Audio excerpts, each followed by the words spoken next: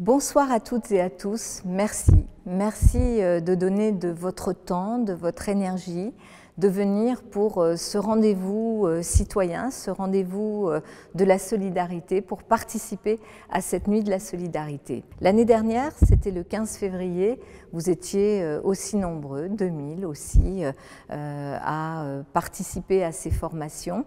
Beaucoup d'entre vous, vous êtes d'ailleurs engagés après dans des associations qui viennent en aide aux personnes sans abri.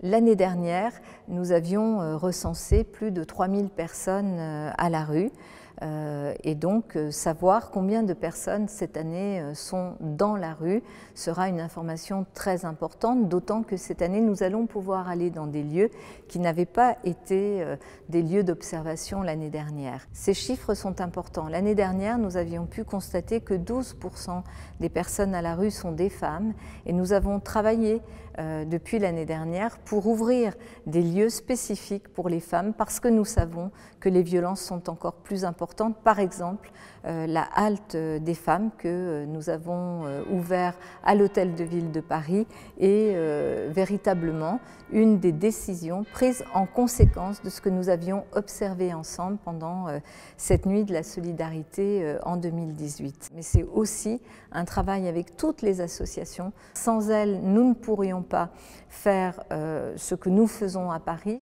Et je veux vous dire que c'est un plaisir inouï que d'avoir des réponses aussi nombreuses lorsque on vous sollicite pour venir participer à une nuit et vous former et nous aider aussi à tirer toutes les leçons de cette nuit de la solidarité, de savoir que vous êtes aussi nombreux à vous engager.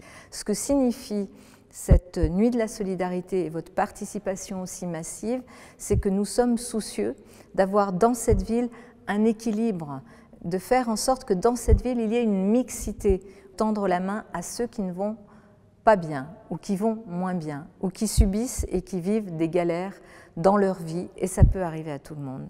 Et c'est ça Paris, c'est cet ensemble de populations qui a décidé de vivre ensemble et de relever un des plus importants défis au monde, notamment le défi des inégalités, et nous savons qu'elles sont encore trop nombreuses sur notre territoire.